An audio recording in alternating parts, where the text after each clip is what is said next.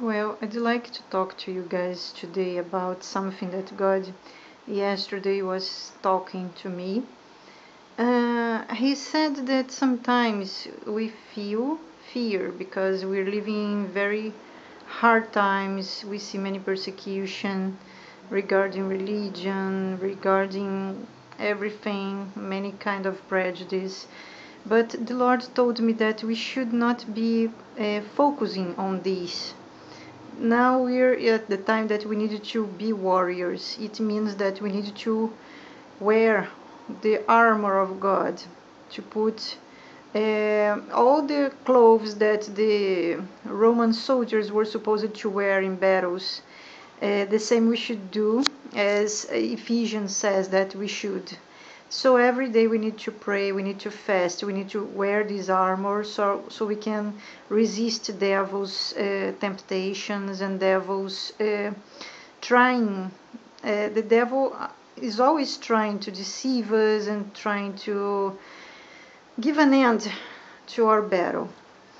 Well, brothers and sisters, something else that God has been disturbing my heart, let's say. Sometimes I, I don't like to talk about personal things, but sometimes it's necessary to give as a testimony and to edify the church and edify the friends and brothers and sisters. Um, God asked me, what are you willing to lose on my behalf?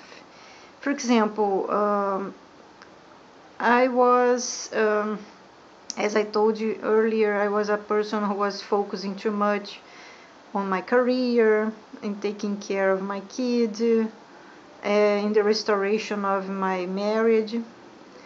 I had a promise that God gave me that He would restore this relationship, even though there were almost 2 years that we were apart.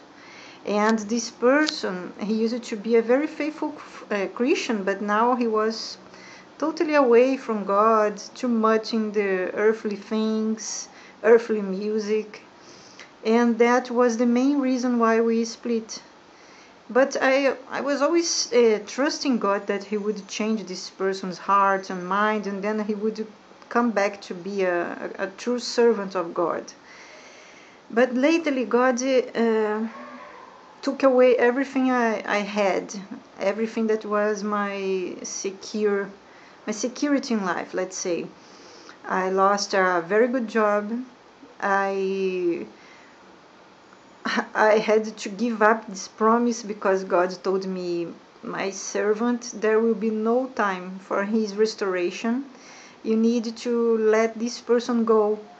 You need to just put him in my hands and I'll do the rest. But there won't be time for him to change. So I can give you a right husband, a perfect Christian as he was supposed to be. So I needed to change my country because I was living in Australia. So I came back to my country, but to be very sincere, I don't care about it because God knows what He does.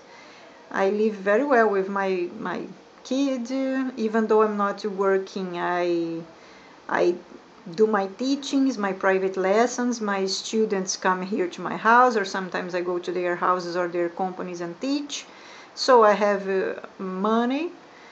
Nothing is compared to the salvation of so many souls. And God lately has been telling me that we need to focus on this. For example, for each person that converts to Jesus, about 5 or 10 are going to hell straight ahead. at the at the time we are, Satan is working harder and harder to deceive and to put people down, destroy their dreams, destroy their family. So God told me that there are many needy people out there. We need to reach these people. How can we do this? For example, you're in a supermarket. Try to give someone a smile. Say something good to the cashier, to the person who is paying your purchase is so. Um, you've got the idea. For example, you're in a university, for example, and then you're in a library. Say something good to the woman who is there taking your books. We always have the chance to say something good to someone. It only depends on us and our goodwill to do the Lord's will. Sometimes it doesn't cost too much, but sometimes we need to be faithful and obedient to God. Well, I hope it can edify and open your eyes to the immensity of people we need to reach lately, because the days are running fast and Jesus is coming soon.